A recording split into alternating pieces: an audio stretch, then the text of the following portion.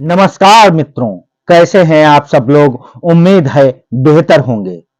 तो स्वागत है आपका हमारे YouTube चैनल एक समय की बात के इस बेहतरीन मंच पर। मैं आपका दोस्त, आपका भाई उदय भान सिंह राठौड़ आज आपके लिए लेकर पेश हुआ हूं विक्रम बेताल की बेताल 25 से उसका आखिरी एपिसोड। इसी के साथ हमारी जो विक्रम बेताल की सीरीज थी, तो वो बेताल 25 की वो इसी आज कहानी के साथ समाप्त हो जाएगी और नेक्स्ट डे से हम आपको नई नई कहानियां, जो प्रेरणादायक कहानियां हैं, पौराणिक कहानियां हैं, उसके द्वारा हम आपका मनोरंजन करेंगे।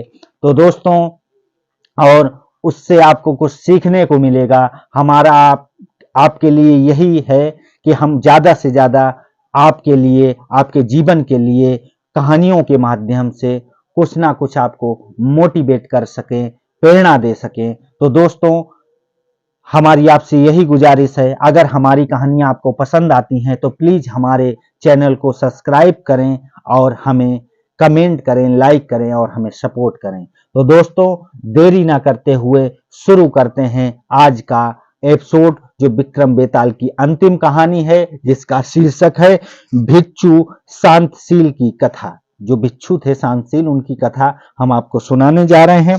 तो देरी ना करते हुए शुरू करते हैं आज का एपिसोड।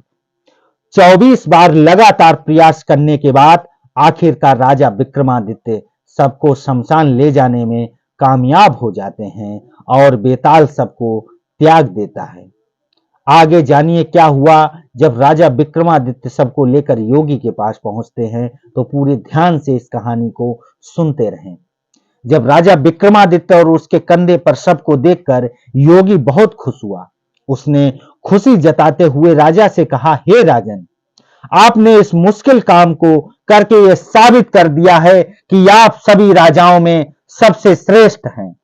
ये कहते हुए उसने राजा के कंधे से सबको उतारा और उसे तंत्र साधना के लिए तैयार करने लगा।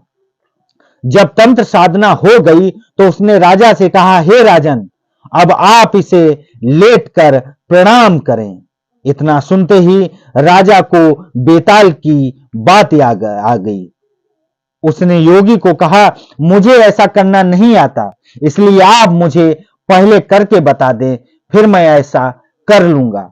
जैसे ही योगी प्रणाम करने के लिए झुका, राजा ने उसका सिर काट दिया। ये सब देखकर बेताल बहुत खुश हुआ और बोला, राजन, यह योगी विद्वानों का राजा बनना चाहता था, लेकिन अब तुम बनोगे विद्वानों के राजा। मैंने तुम्हें बहुत परेशान किया, अब तुम्हें जो चाहिए मुझसे मांग लो। ये सुनते ही राजा ने बोला, अगर आप खुश हैं तो मैं यही चाहता हूं कि आपने जो मुझे 24 कहानियां सुनाई हैं, उनके साथ साथ ये 25वीं कहानी भी पूरी दुनिया में मशहूर हो और हर कोई इन्हें आदर के साथ पढ़े। पूरे संसार में इसको पढ़ा जाए, इसे जाना जाए। बेताल ने यह सुनते ही कहा, जैसी आपकी इच्छा ऐसा ही होगा। ये कहानियां बेताल 25 के नाम से जानी जाएंगी और जो भी इन्हें ध्यान से पढ़ेगा या सुनेगा, उनके पाप खत्म हो जाएंगे। इतना कहकर बेताल चला गया और उसके जाने के बाद शिव जी ने राजा को दर्शन दिए। शिव जी के प्रकट होकर राजा से कहा, तुमने इस दुष्ट योगी को मारकर एक अच्छा काम किया है। अब तुम जल्द ही 7 द्वीपों समेत पाताल और पृथ्वी पर राज करोगे। जब तुम्हारा इन सभी चीजों से मन भर जाए तो तुम मेरे पास चले आना। इतना कहकर शिव जी वहां से चले जाते हैं।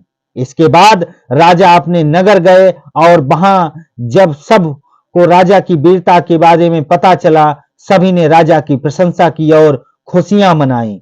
कुछ ही वक्त बाद राजा विक्रमादित्य धरती और पाताल के राजा बन गए। जब उनका मन भर गया तो वो भगवान शिव जी के पास चले गए। और इसी के साथ बेताल 25 का जो हमारा एपिसोड था, आज दोस्तों यहीं पे समाप्त होता है।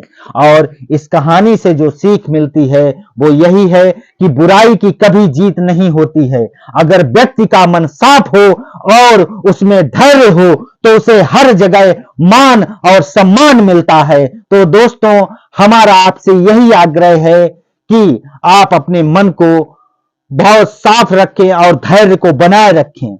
इस दुनिया में कोई ऐसी चीज नहीं है जो आपको हासिल ना हो सके और आपका मान और सम्मान हमेशा कायम रहेगा।